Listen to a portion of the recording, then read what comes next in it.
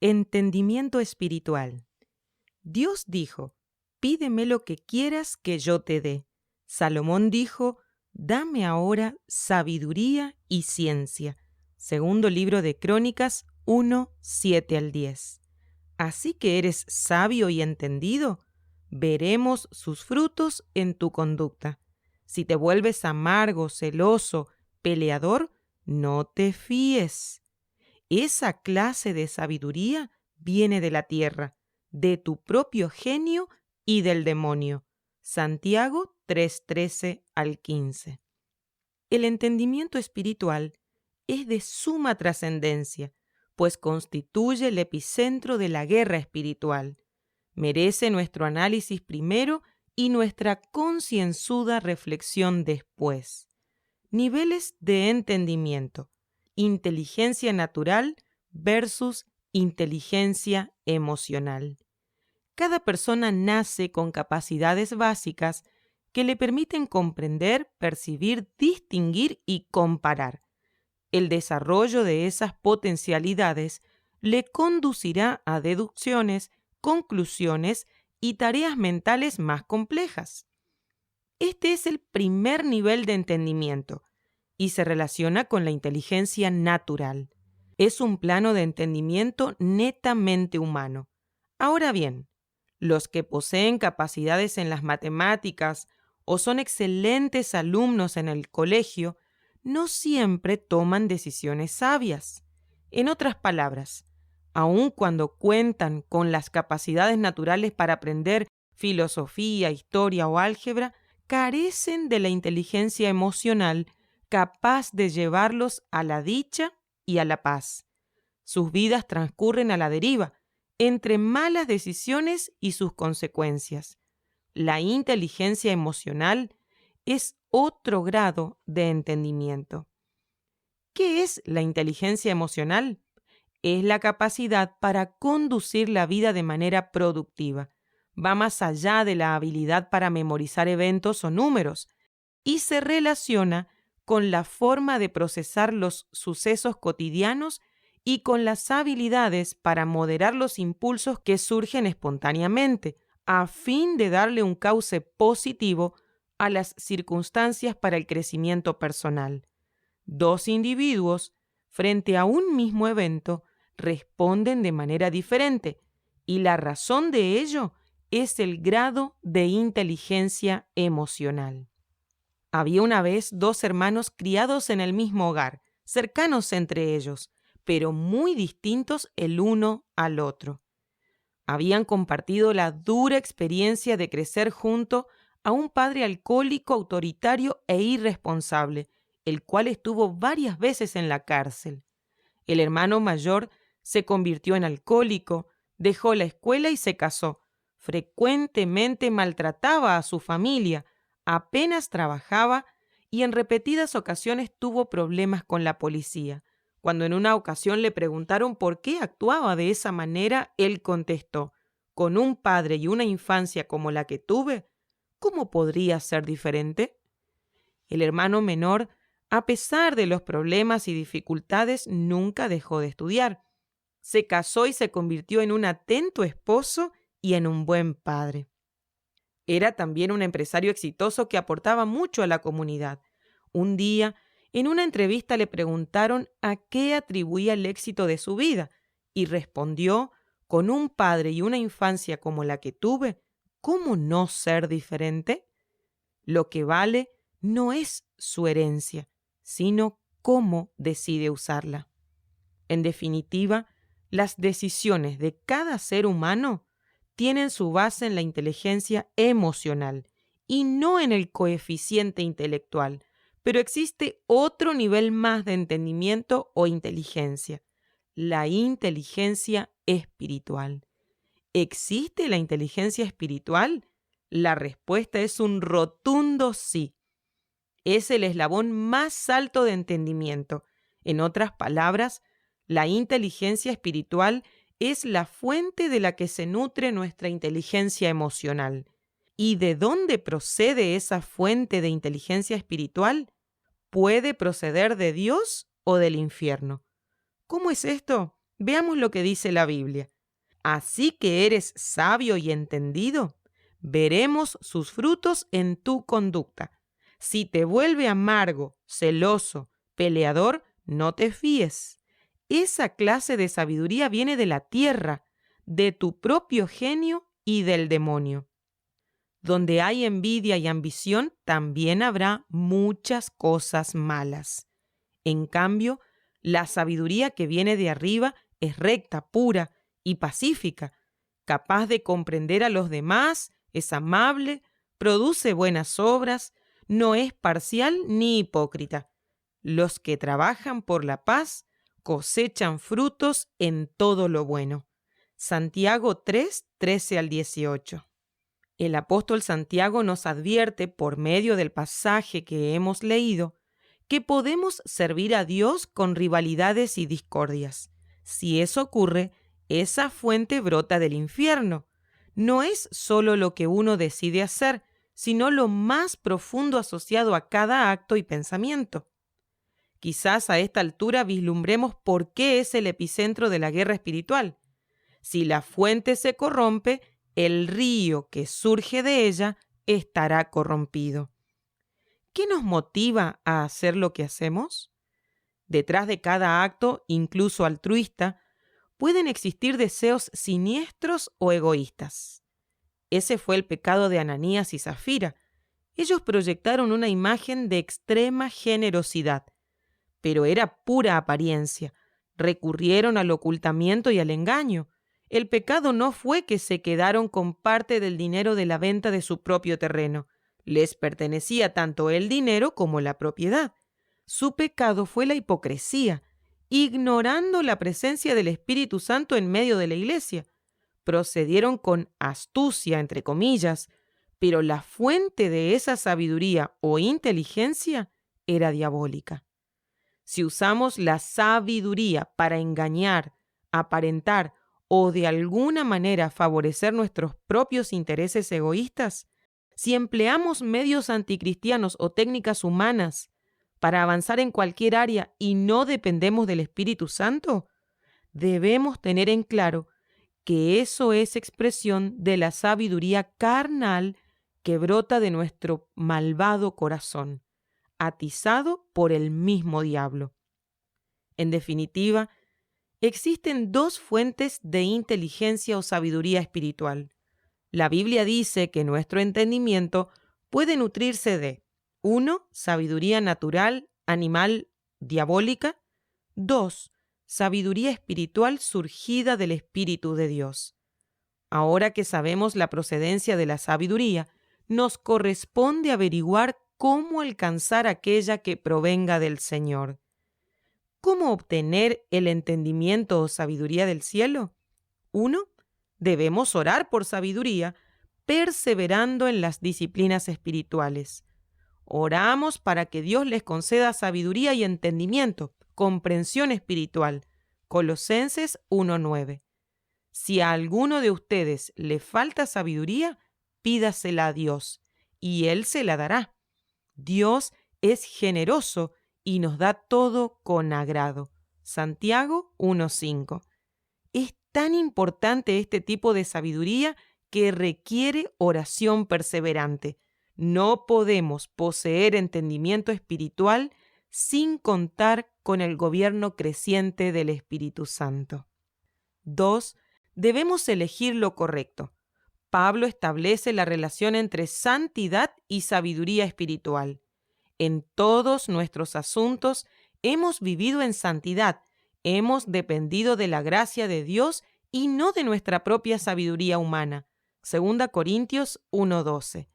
Si anhelamos que Dios ilumine nuestros pasos, caminemos en su luz, sigamos la santidad. La gente del mundo odia la luz, porque muestra todo lo malo que ha hecho, pero todo aquel que sigue la verdad se acerca a la luz para que muestre que sus hechos se hicieron por obra de Dios. Juan 3, 19 al 21. 3. Debemos leer la palabra y meditar en ella. El Espíritu Santo mudará el rostro, cambiará las emociones y sanará el alma por medio de su palabra. Lucas 24:17 dice: sus rostros estaban cargados de tristeza. Luego, Jesús les abrió el entendimiento para que comprendieran las Escrituras. Lucas 24:45. Como resultado dijeron: con razón sentíamos como que el corazón nos ardía de emoción cuando nos venía hablando y explicando las Escrituras. Lucas 24:32. El mundo emocional de estos discípulos fue mudado por la revelación de la palabra. Por esta causa Jesús dijo: todos los que escuchan a mi Padre y aprenden de Él, se convierten en mis seguidores. Juan 6:45. La palabra nos conduce a Cristo y Cristo nos transforma. ¿Qué sabiduría se expresa en nuestra vida? Para saber qué fuente nutre lo más profundo de nuestro ser, debemos prestar atención a quién gobierna cada área. ¿Habrá sabiduría animal si gobernamos nosotros o los demonios? En cambio, si gobierna el Espíritu Santo, la sabiduría será celestial, surgida del Padre de las Luces. De ahí la trascendencia de que Jesucristo no sea solo nuestro Salvador, sino nuestro dueño, gobernante, la autoridad de toda nuestra vida. En otras palabras, que nos sometamos voluntariamente a sus directivas. Solo obedeciendo podremos demostrar que somos suyos.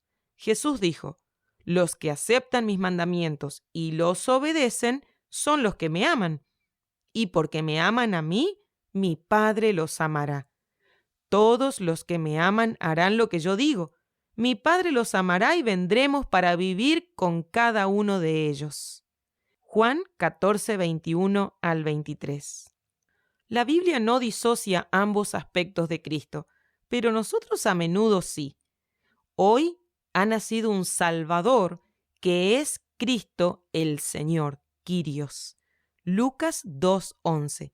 Jesús es nuestro Salvador, pero también nuestro Señor. Surgen algunos interrogantes. ¿Jesús gobierna cada área de tu vida? ¿Todo tu ser vive en la luz? ¿Cómo están tus negocios? ¿Y tu vida sexual? ¿El trato en el matrimonio? ¿La realidad de la familia?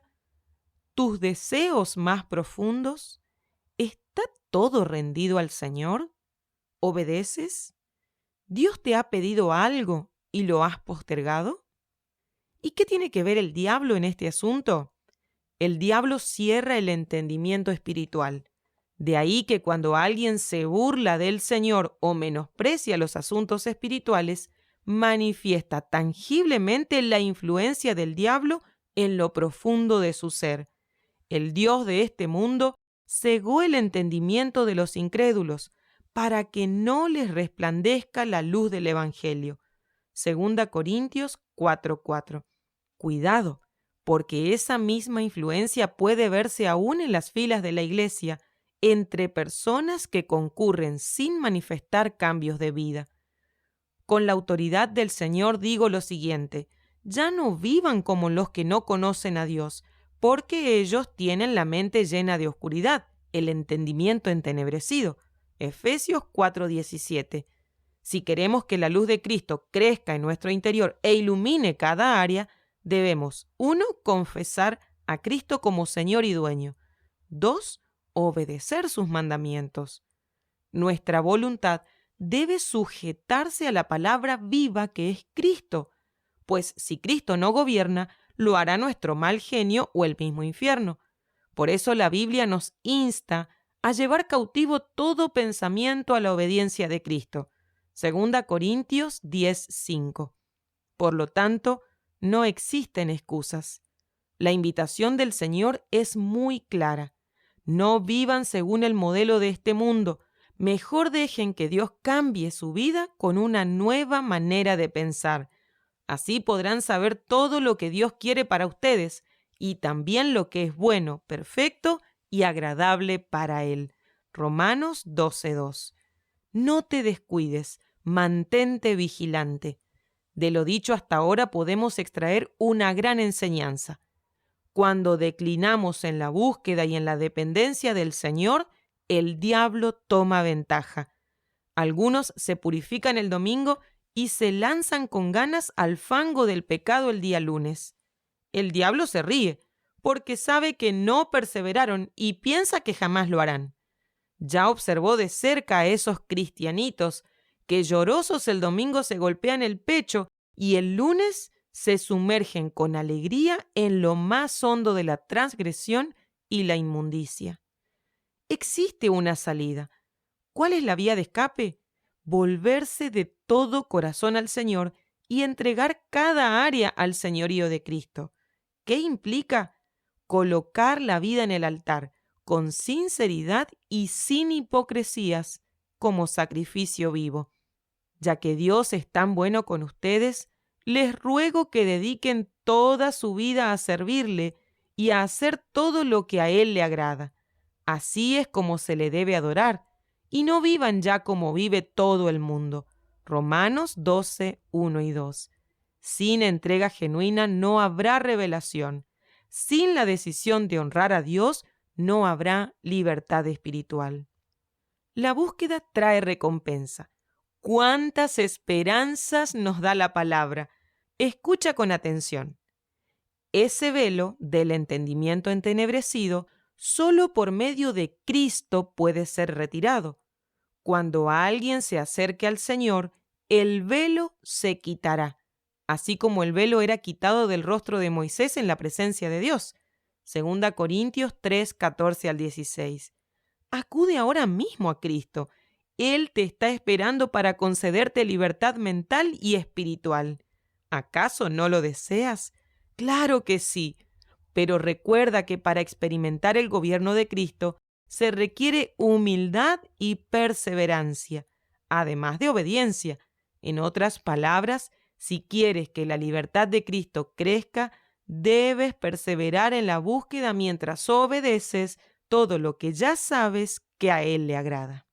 Las disciplinas espirituales como medios. ¿Para qué leemos la Biblia? ¿Para qué oramos? ¿Cuál es la razón para mantenernos despiertos en las vigilias y participar de los ayunos? ¿Para qué practicamos las caminatas de oración y los tiempos de contemplación? ¿Acaso son manifestaciones religiosas para torcer la mano de Dios y convencerlo para que nos conceda aquello que pedimos? Claro que no. Entonces, ¿qué provoca nuestra perseverancia en las disciplinas espirituales? El objetivo es que se manifieste el Espíritu Santo llevándonos a la madurez espiritual.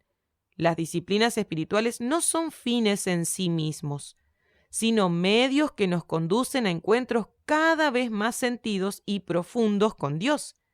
Y los encuentros con Dios, sin lugar a dudas, mudarán nuestras vidas día tras día. ¿Cómo se manifiesta la comunión con Dios? La Biblia habla de muchos frutos, desde el amor hasta la paciencia, desde la confianza creciente en Dios hasta la humildad, desde la transformación visible a la obediencia absoluta. Leamos lo que dice. El Espíritu de Dios nos hace amar a los demás, estar siempre alegres y vivir en paz con todos. Nos hace ser pacientes y amables y tratar bien a los demás, tener confianza en Dios, ser humildes y saber controlar nuestros malos deseos. Si el Espíritu ha cambiado nuestra manera de vivir, debemos obedecerlo en todo. Gálatas 5, 22 al 25. Jesús capacitó a Pablo y le dijo: «Te envío para que les abras los ojos y se conviertan de las tinieblas a la luz y del poder de Satanás a Dios, a fin de que por la fe en mí reciban el perdón de los pecados y la herencia entre los santificados». Hechos 26, 17 y 18. Aquí observamos nuevamente que el entendimiento espiritual es el epicentro de la guerra espiritual. Jesús envió a Pablo con autoridad para que los ojos espirituales fueran abiertos y Cristo manifestado. Por ello, el gran apóstol persevera en esa oración. ¿Cuál es la oración de Pablo? Pido que Dios los ilumine con entendimiento Los manuscritos más antiguos dicen los ojos de vuestro corazón, para que vean su verdad y sepan lo que tiene preparado para sus escogidos. Entonces podrán participar de las ricas y abundantes bendiciones que Él ha prometido. Verán también lo grande que es el poder que Dios da a los que creen en Él. Es el mismo gran poder con el que Dios resucitó a Cristo de entre los muertos. Efesios 1, 18 al 20. El apóstol oraba por sus hijos espirituales porque entendía la conexión entre la iluminación por el Espíritu y la manifestación del poder de Dios que provoca transformación y obediencia creciente.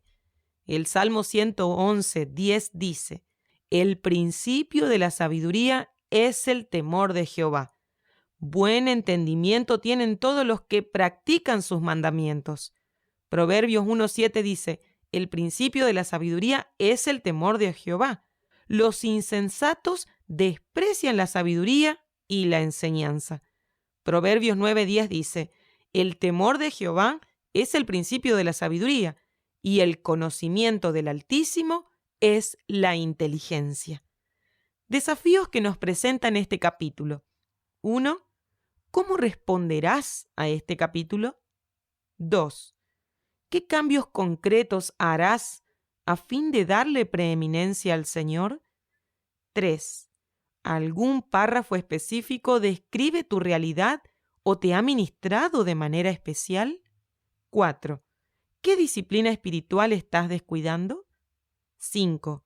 ¿Reconoces el creciente gobierno de Cristo que te conduce a la obediencia? 6. ¿Estás abriendo puertas de pecado y tu luz interior está menguando? No prosigas con esto sin orar en humildad, rogando para que el Espíritu Santo te ayude. Recuerda a Salomón: comenzó muy bien y terminó muy mal.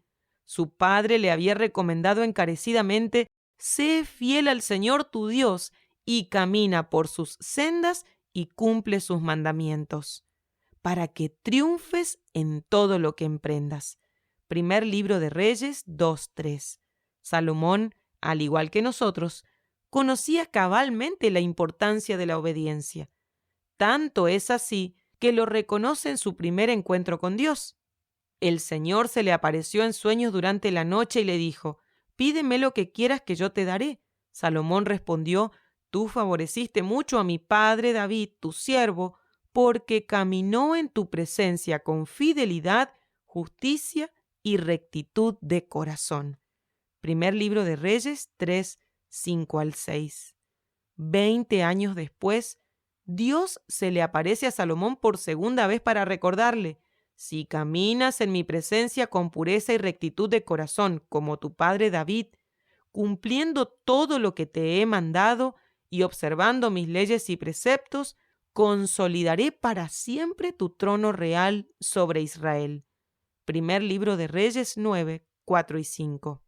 ¿Obedeció Salomón? En la postrimería de su vida se apartó del Señor.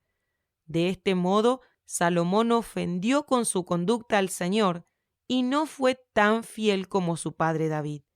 Entonces le dijo el Señor: por tu mal comportamiento, porque has roto mi alianza y no has cumplido mis mandamientos, te quitaré el reino y lo daré a uno de tus servidores. Primer libro de Reyes 11, 6 al 11. Salomón no cuidó los tesoros que Dios le había dado. Vela por tu comunión. Jamás descuides el lugar secreto.